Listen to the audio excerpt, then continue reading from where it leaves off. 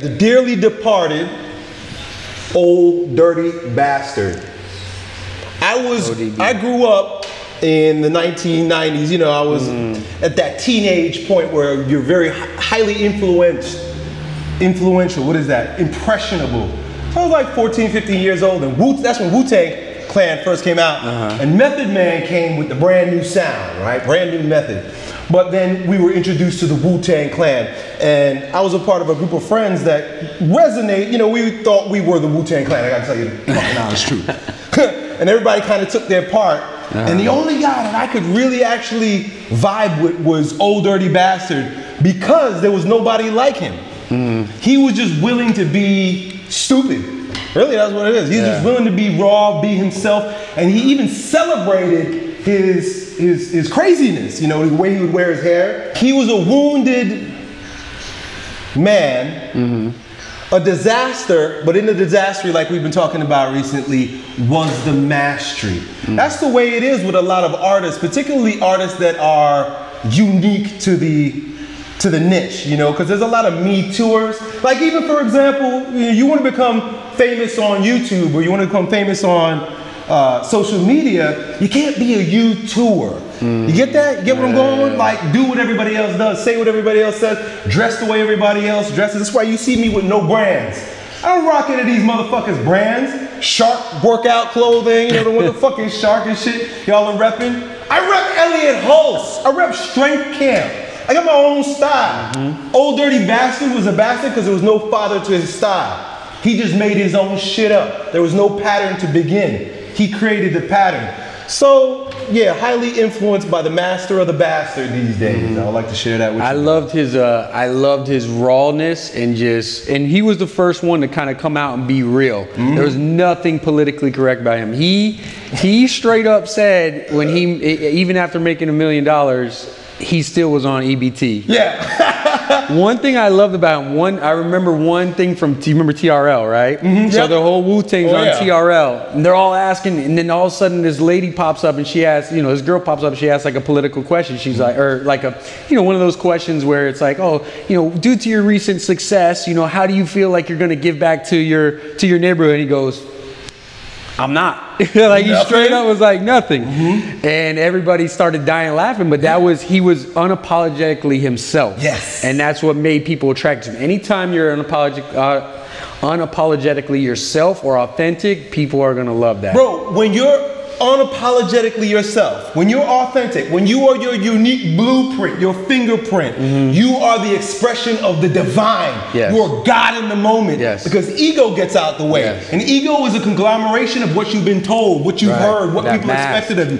When the mask comes off, all that can show is God's expression through you. Right. That's where the mastery comes from in these guys that seem weird or that are somehow out of place, that are just so raw and real that everybody is there's almost like a little bit of a quiver around them, you know? So, yeah, you got to be your weird self. You got to be your strangeness. You got to eat your shadow. We were talking about that before with regard to that book that you're reading. Athletes who harness their devil, harness their demons, harness their shadows, are very much like artists that harness their hurts in order to produce beautiful artwork and music, you know? And I think the other important thing about that is, like Suge Knight always said, I'd rather be respected than loved. You know, because here's the thing, once you're your true authentic self, you're not gonna be able to, not everybody's gonna love you. In fact, you'll have haters, but the haters will still respect you because they sense that realness in you. If somebody hates the realness in you, it's because they hate the realness in themselves. If there's something in somebody else that irritates you or rubs you the wrong way, there is an element of your own consciousness that is hoping to receive a little bit of love. I remember this firsthand when I used to have an aversion to Tupac. I don't know why, what it was about Tupac, but when he was like at his height, and it was around the time that I was, you know, highly influenced by rap music when I was a kid, I just like when he would speak, I would get like a little irritated. I would turn him off. I'd be like, I don't like that guy. Really? I'm fucking Tupac. That's why. And I was rejecting myself in him. Now when I watch him and I love myself more, I accept myself, I look at Tupac and I'm like, fuck yeah. Hell yeah. because that's me. And very often, especially those who shine bright, people who are on a pedestal, people who are stars, if you will, if there is an aversion to them, it's because that is you. You know, like if you ever get hate towards somebody who's jealous, right? Like somebody who's making a lot of money. I bet Ty Lopez gets a lot of hate. You know, a lot of people, oh man, like that guy with his Lamborghini, whatever the case may be.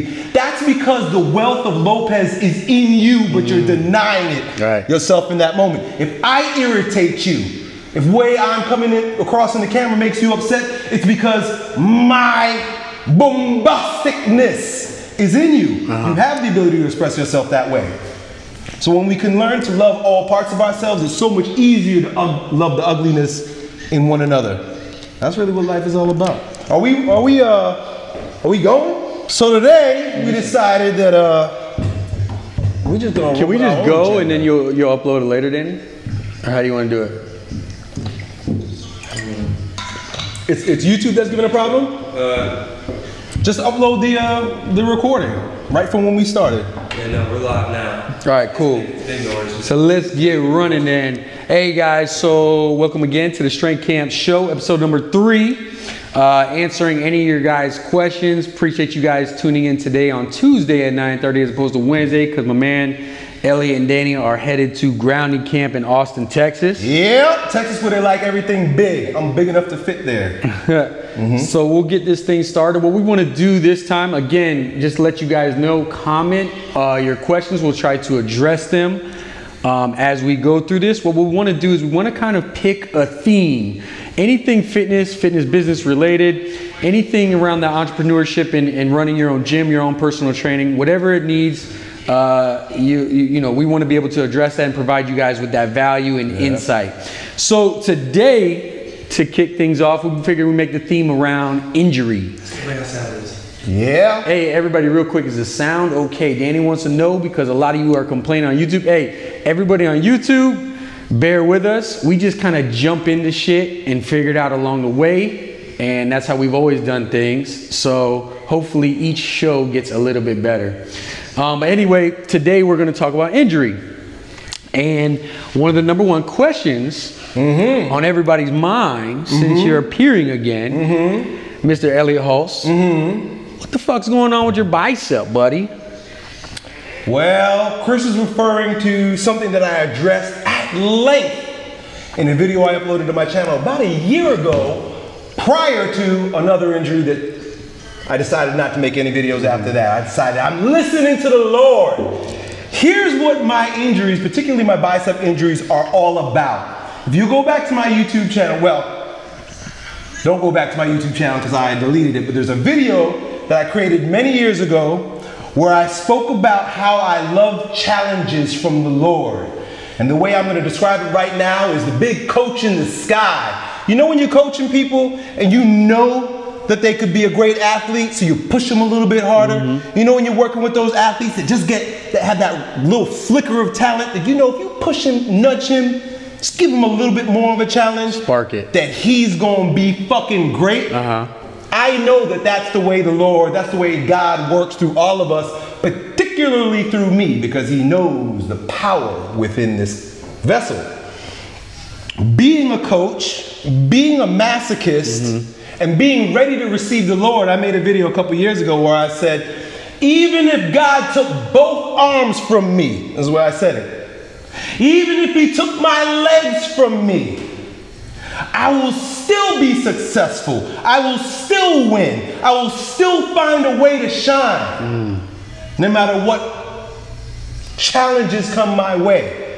And it really, literally is me begging for the type of training that will allow my greatness to be displayed. It's the chisel. It's the hand and the hammer and the chisel of God working on me. So with both biceps, yeah, it was me getting what I asked for. Yeah, really, that's what it is. You know, I know that I'm going to grow through these challenges, and I basically begged for them. I basically prayed and said, God, fuck me up. Push me hard. Do you want a coach that don't push you? Reason why I got into strongman is because I met Tom Mitchell, who's a 6'6" masochist who beat the shit out of me the first time I went to a workout there. I said, this man is my coach. I don't want any coach. I don't want any God. Okay guy. Yeah. Yeah. I don't want yes somebody man. to be nice to me. Right. You don't want a yes somebody's man. going to challenge me. Right? So that's what this is about in particular. I can go on about the manifestations of evolution. I can go on about the growth I've experienced as a result of popping my first bicep, which brought you Yo Elliott. There was no Yo Elliott before I popped my first bicep. My left bicep. I popped that bicep when I was Strongman Elliott. It wasn't nearly as popular as Yo Elliott, but in the moment I popped this bicep, I realized I could be born again into a new version of myself, and that's where Yo Elliott developed. This bicep, I mean, in retrospect, has only been about 2 years. I tore this at the end of 2015, and I could say that this has brought about the introverted Elliott. The inner perspective Elliott, the meditative Elliott, the introverted, right? So I'm just looking at the virtues that come about based on each injury that I have, and I could keep going. But Chrissy, I met you based on an experience you had where you popped that collar. Want to talk a little bit about that? Yeah, so when I was playing football in Arizona, essentially got hung up on a screen pass, broke my shoulder. Doctors said I couldn't ever play again. And same thing, I took that as a challenge. Yeah. I took that as a challenge and I said, this is an even better way for me to write my story. Yes. And you know, I had to find somebody who I felt was intelligent enough to be able to understand the injury. But not only that, but somebody hard enough to fucking give me what I needed to be able to play at that highest level. That's how I came across you. And every single day through that was a challenge. I remember first coming in and being very, I mean, it's created such a challenge still to this day because of the posture and things I've had to go against since that's been created. I mean, if you think about it, I was essentially sleeping on one side in that sling for so long, and my thoughts for those first couple months were press. So you know, I'm furthering that posture, right? And there was so much I needed to do and so many challenges to overcome along the way for me to do a sport where you're actually leading with your shoulder. You know what I mean? Yeah, There's so much associated with it. So I mean, it was a challenge on many different levels, not even mentally, but physically alone. You know, I remember not being able to do certain movements or being impinged. You know, and then going from there, it was just, now I'm able to kind of look objectively at myself and during that time and be able to be grateful for it. Yes. And be able to be grateful for still the continued things that I need to be able to do, because it does represent so much of who I was and what I was trying to do at the time. And not only that, it was just a big enough challenge to try to play Division I football as it was for me personally. You know, some people it comes easy, but then to throw something where it's supposed to be career ending in the mix was one of those where I had to overcome even more. So I'm very grateful. In hindsight, I become very grateful for every injury that I've had to experience. So when you're in it, it's tough, but you know, hindsight, it's one of those things. But you know, moving to the next step of that, could you discuss for some of these people, after that happened from a physical and mental standpoint, how do you approach? So injury happens. What's your approach after that? Because I think something that's very admirable about you is how quickly you've been able to, like when I've seen every injury in you, it's such a pivot. It's such a bang, and I'm moving this way now. And, you know, from a mental standpoint, I've been able to see that. Would you be willing to kind of just discuss that? And then also maybe add a couple cents in as far as physical, because a lot of people are, you know, every injury is different. But I've noticed you have an approach to when one of these injuries happen within yourself. Yeah, absolutely, 100%. You got to understand that every wound is a wound. That's a beautiful way to say that every injury, rather than being a setback, is a course correction. I believe that we come here with a soul promise, with a blueprint, with the strongest version of ourselves already written in our DNA. Only thing is, we get in the way. Injuries are nothing more than a reminder that, hey, that isn't your path. Your path wasn't NFL. My path wasn't pro strongman. Our soul's blueprint, our connection to God, our DNA dictates that there's a particular path that you are best suited for.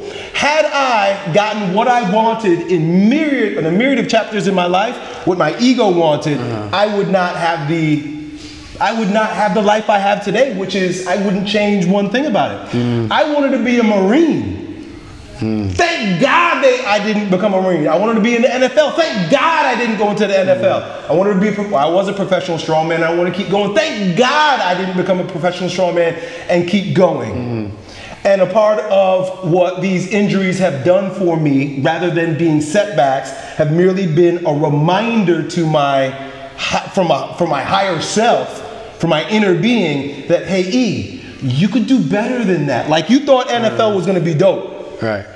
NFL's bullshit compared to the way your life looks today. Right. Those guys, look, no offense against pro athletes, particularly NFL, but they're slaves. They're wage slaves. Really. Like show up and your meat better be hard so that we can fuck you real hard on this football field. And you get limp, get out of here. Right? Yeah. We're worth so much more than that, particularly with the work that we do in serving the world through bringing people into strength, helping them become the strongest version of themselves. Had I become an NFL football player, I probably would have been more fucked up because my head would have get banged up a bunch more times.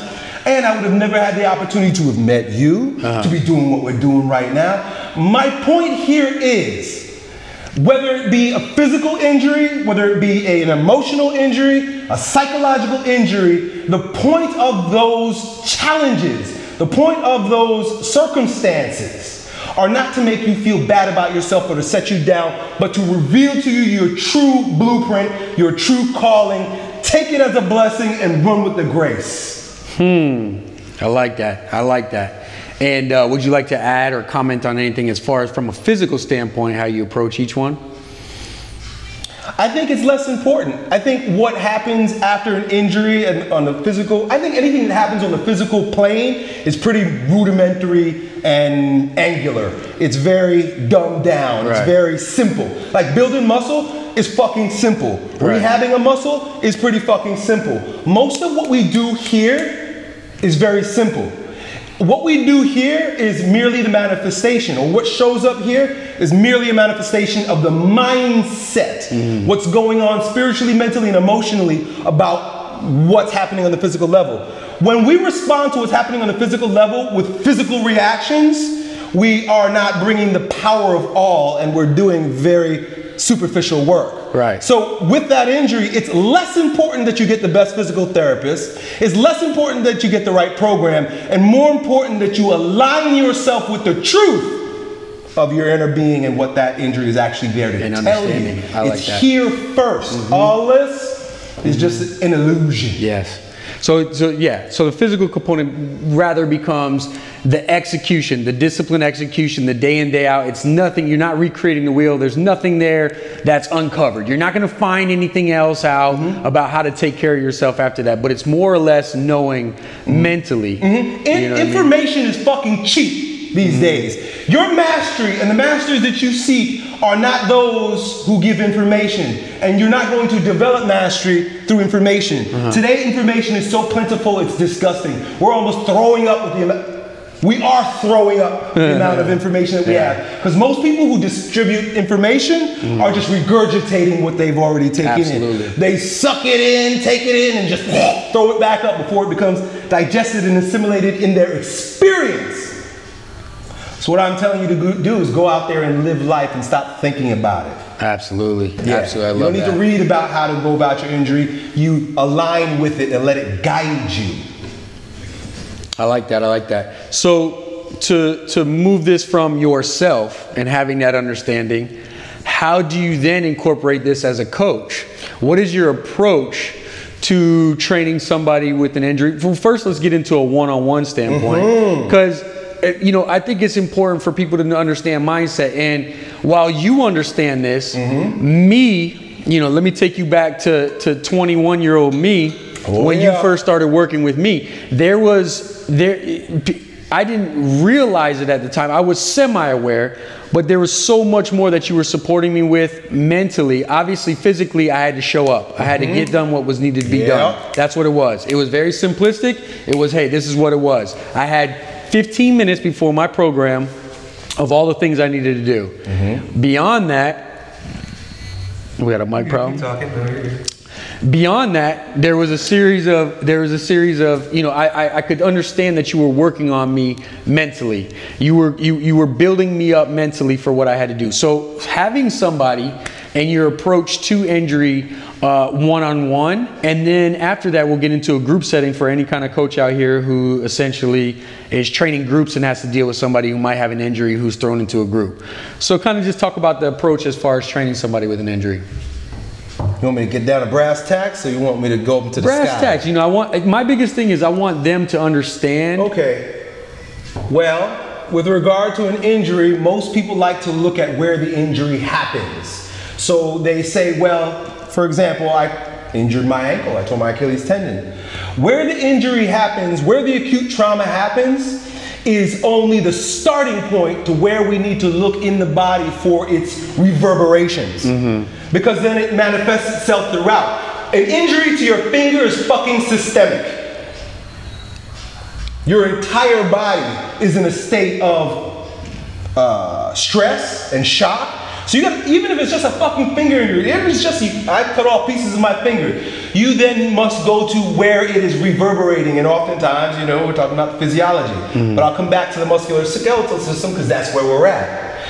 Injured an ankle, don't just look at the acute injury in the ankle. Look at where up the kinetic chain it will then show its face. If you injure your ankle, I guarantee you that you're going to have hip imbalances. My oldest daughter, God bless her, she broke her leg when she was about 12 years old. The injury happened and she went about life, and you know, just like most teenagers do, if their dad tells them what they should be doing and tries to help, she was like, leave me alone. 2 years later, she's now dealing with a hip problem. She's wanting to run, but she's got some pain in her hip. And I explained to her, you have faulty recruitment patterns because your biomechanics have been disturbed due to the injury. So when I'm working with somebody who's come to me with a extremity injury, I'm going to immediately look at how it's affecting the core and train the program from there. So if you injure your ankle, I'm not going to have you, look, getting you to do ankle exercises are pretty fucking easy. You're just going to do these, right? Like, it's almost too simple, but people praise it because that's all they can see. I'm going to have you doing hip extensions, lying on the bench. I'm going to have you work doing jackknives and seeing how your hip flexors are firing in relation to your core. Because when you injure that leg, you then have compensatory movement patterns that develop muscular imbalances where there's muscles that then start working too hard and muscles that stop working. So just to bring it back full circle, don't look at the site of the injury. Look at where it creeps up the kinetic chain and start delivering from the core. And since you're on one today, go ahead and give me your thoughts of how all injury starts with the in the spiritual realm. All injuries starting from the spiritual realm. Yeah, because I know we've had many talks about this, and I know that it's hard. It's especially hard to address an injury and try to keep it. I don't think injuries come from the spiritual realm because the pure blueprint is in the spiritual realm. Your strongest version of yourself is your divine blueprint. We'll put it that way, which is perfect. And everything is perfect in the ideal world, in the intangible world. Absolutely everything that is in the heavens, that is in its perfection, falls literally, like man, like the fall of Adam and Eve, the fall of man. Literally means it descends into the physical form where imperfection is the soup of the day. So it's not necessarily, and it never is, that injury comes from the spiritual realm. That's the perfect blueprint. It is our misalignment. It is our mental, emotional, and physical misalignment with that blueprint. So if you got the perfect blueprint, but you're down here operating outside of the blueprint, an injury is merely a reminder, boom, get back in line. Get back into the blueprint. Stop the shit that you're doing. Like, yo, as much as we love football, and as much as it may hurt some of your feelings who are currently playing football, but you and me in particular, we're grown men now, so we're over it. You just wasn't cut out to be a fucking pro football player. Right. That was not your divine blueprint. Right. How do I know? Because look. Right. Same thing with me. I was fastest, strongest, most explosive. I fucked people up on the football field. Yeah, I should have been a pro. That's ego. If I let my should-haves, I should all over myself, then the divine blueprint has no room to express itself through the truth.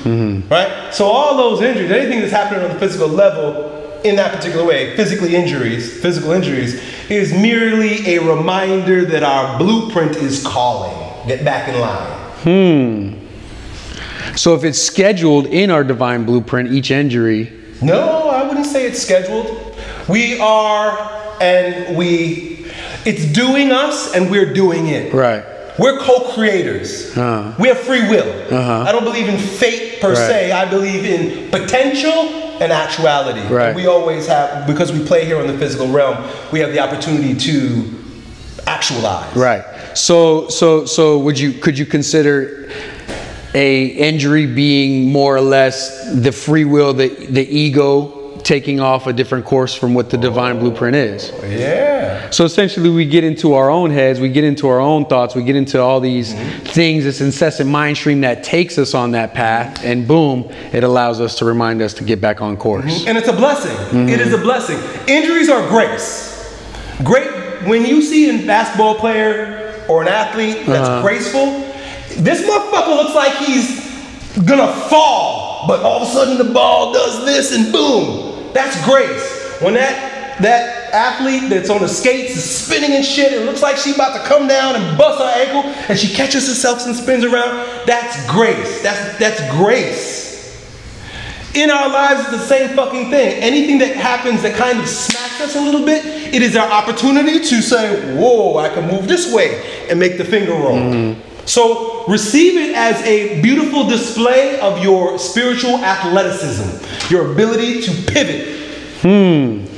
I like that. So obviously not on the same topic, but bringing it back down to earth just a little bit. Somebody asked about dealing with injuries, and as far as, last week you talked about training classes. And we talked about how to train multiple people in classes. Going along the lines of injury, but bringing it back down a little bit, how do you address injury when you're training somebody in a class setting? This is what we do. We talked about moving from being a slave to one-on-one, 12 hours a day or whatever your shifts are, training people. We said, hey, move into training people in a group setting. Now, when you're doing people in a group setting, at strength camp, every single day, everybody who walks in that door is a little bit fucked up. They've had something, they've had this, they've had that, especially. Exactly. Something's happened to you in your life. You're not in a bubble. What is your approach? What is your insight? What is your how can you offer to somebody doing this to be able to overcome that so they can continue being successful in the training business? It's a balance of tenderness and aggression. Meaning, when someone shows up with an injury, I want to push. Right. I want to be aggressive. I want to say, and I want to be tender in giving them the choice. Sometimes I have to push them out of their choice too if they're being too tender. But the whole idea is to say, what can you do? What do you feel comfortable doing? That's my very first instinct, is to go to their intelligence, go to their intuition. Okay, you injured your ankle. What do you think you can do? Okay, let's try. And then you sort of explore, and you sort of try things out. And if you know there's an exercise that's going to be beneficial to their bodies, but they have a hard time doing it because of a restriction, you descend the exercise. This is where you as a coach become an artist. How can I manipulate this exercise, or how can I create my own exercise that will allow this person to strengthen certain muscles by bypassing the injury? When you're in a group setting, you don't have the luxury of working with that person throughout the entire session in that focused way. So it would be good to meet with them, say, look, if you're coming in with an injury, meet me 10 minutes before the session so we can kind of feel out where you're at. And it's just, then it becomes a dance. And if you're dancing with 20 people, well then you gotta be a gigolo. I'm over here, you guys are good, I know what you're doing, boom, you got that. Spend a little bit more time with the cripple. Yeah, and I think it's very important for anybody who's running a group class and understanding injury or injury proneness, meaning somebody who's just so fucked up you could tell they're about to injure themselves. I think there's almost like 3 tiers to really look at. I think there's one tier where it's within my scope, meaning as a trainer, out of my scope.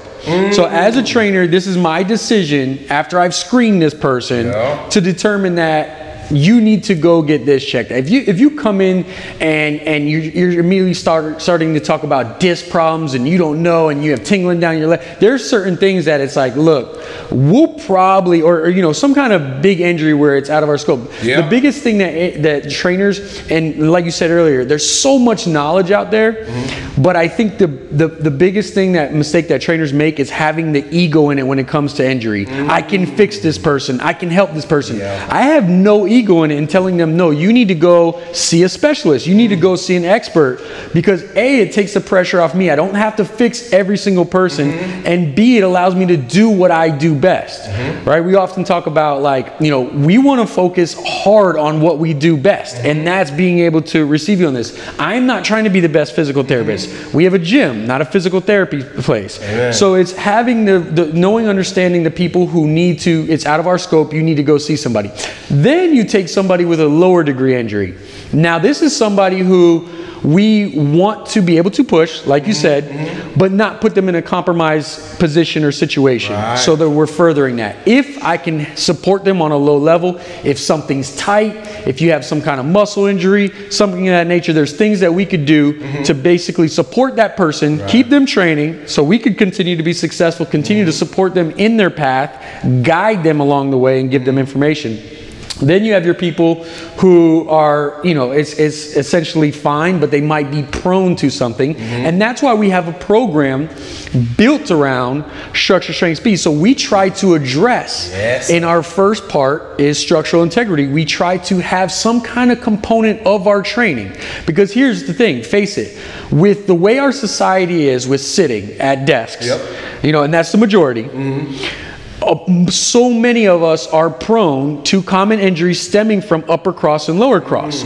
So what we try to do is we try to educate people as much as we possibly can as far as the muscles that are going to become tight and the muscles that are going to become dormant and that lead to these injuries, and make your quality of life better. But then also address them. Once we start to get into our program, you should be addressing in some kind of capacity your warm-up, your first couple movements that are going to support somebody in having, you know, longevity, quality of life, and being able to take them out of that. So just by foam rolling something as simple as a piriformis, being able to stretch the pec minor, being able to stretch now somebody's able to move and operate a little bit better, and now we're being able to conduct them so they're not in a compromised situation when they go to do that back squat or that pull. And I think that's so important for trainers to realize as far as approach. Big shout to Strength Camp. Big shout to all the Strength Camp ambassadors out there, because you're using a program based on these principles. Absolutely, absolutely. And I think it's so important, because sometimes we want to get into the go, and it's not something that's as measurable as when you step on the scale. But our #1 testimonials, the one thing about Strength Camp is, yes, you see the testimonials of the before and after pictures, and that's great. But the better testimonials we get on a day-to-day basis, and we discuss on a meeting every single week, is the person who came in and now they feel so much better when they do XYZ with their family, or they used to not be able to do this, now they can do this because they feel that quality of life. And that's not something that's as measurable, but it's them telling, it's unique to their life, and they're experiencing it through this training and being able to come here, and that's what makes them customers for life. So I think addressing injury is such a huge, especially because so many people become prone due to what we just said. Lifestyle. Lifestyle. I think it's so important to address it and make it such a big thing, but understanding what's within your scope, what's without your scope, and what you should be doing on a day-to-day basis with that client. 100%. Yeah. Man, that's why you Chris Barney. Yeah, brother, that was beautiful. Yeah.